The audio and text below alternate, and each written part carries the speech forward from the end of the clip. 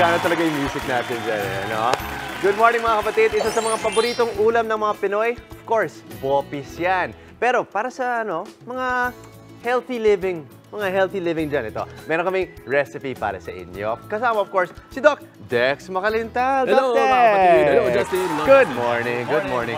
Okay, bopis, but make it healthy. Yes, Paano? sabi nga natin kasi yung usual na bopis alam natin, heart ng baboy, tapos laman loob, saka laman ng baboy, ganyan. So, medyo mataas sa saturated fats, which is one of the links din, which is also linked din sa pagkakaroon ng sakit sa puso na nangungunang-unang dahilan ng pagkamatay ng mga tao. So, we don't want that.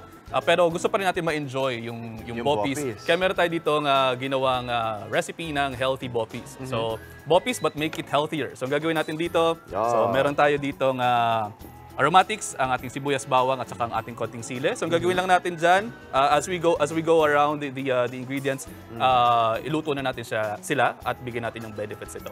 So, let's go. So, meron tayo dito meron tayo dito pinainit na oil. Anong klaseng oil? Kailangan ba olive oil yan? Hindi naman. Kahit canola oil, okay na. Healthy olive oil, ganyan? Pwede rin naman, pero mas maganda talaga is yung healthier oils natin, yung may mga phytosterol. So, maglagay lang tayo dito ng ating sibuyas, aromatics muna. Agad-agad no? Yes, aromatics muna tayo.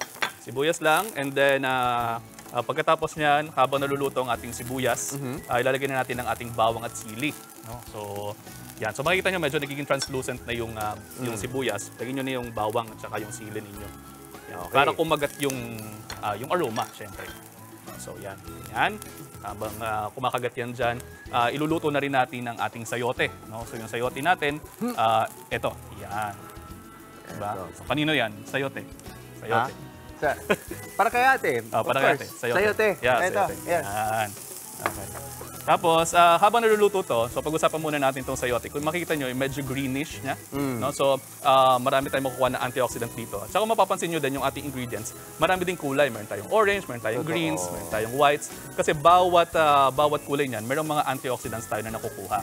So, instead na puro saturated fats, yung makukuha nyo sa regular na bopis, makakakuha tayo dito ng more fiber and more vitamins and antioxidants. Tanong ko lang, Doc, sabi ng iba na kapag makulay talaga ang dish mo, mas healthy. Tama ba yun? Tama yun. Kasi nga, merong mga antioxidants na nakukuha natin mula dyan sa mga gulay na yan, sa mga prutas na nilalagay natin sa ating mga kinakain.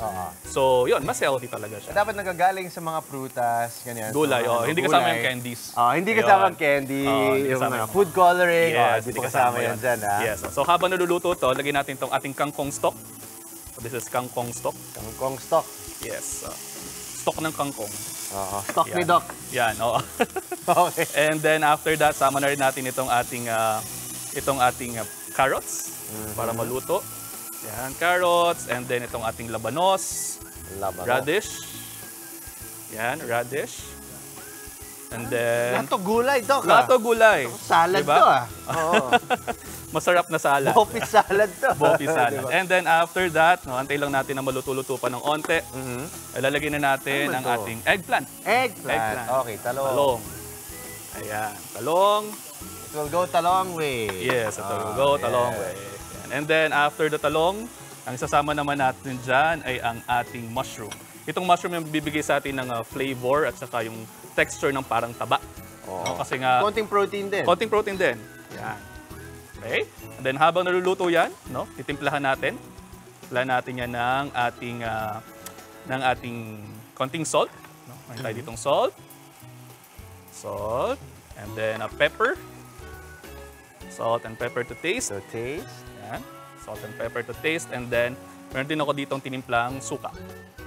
Okay? Alam mo yung mga suka ni Doc, ang sarap May halo talaga May halo, yan. Ito, ano yung timpla mo dito? May timpla dyan, may magic timpla dyan. So ayaw na sabihin. Malalaman nyo rin yan, soon. soon. And then after that, pakukuloyin lang natin to. Tapos sasama natin yung pampakulay natin na atswete. So atswete, this one is yung atswete po natin. Na na-strain na natin yan. Hayaan lang natin kumulo. No?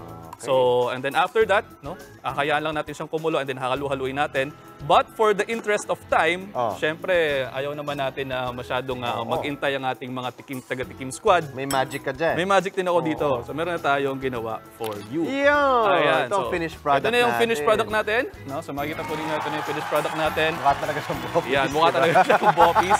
Kasi habang naluluto, mag-shrink ng onte at lalambot pa ng onte yan. And then ito, tatakpan lang natin ito maya. At magagaling din sa atswete yung, Yes, yung kulay. niya. So, unti-unti lang yan. And then, after that, pwede na po natin itong iserve sa ating Tikim Sa Squad. Tikim Squad! Let's go, Na assemble! nagsa-selfie ngayon! Ayan. Para sa gumawa ka akong selfie contest. Mamaya, ito. Mamaya. Padala din ang mga selfies nyo. Yes. Tikim Squad! Yan ang hindi. Di ba ang bopis, yung totohanan ng bopis, takot yung mga may gout Yes. at arthritis. No? Yes. So, ito hindi ka na Ito na. matatakot. Ito, Ayan. hindi. Ayan.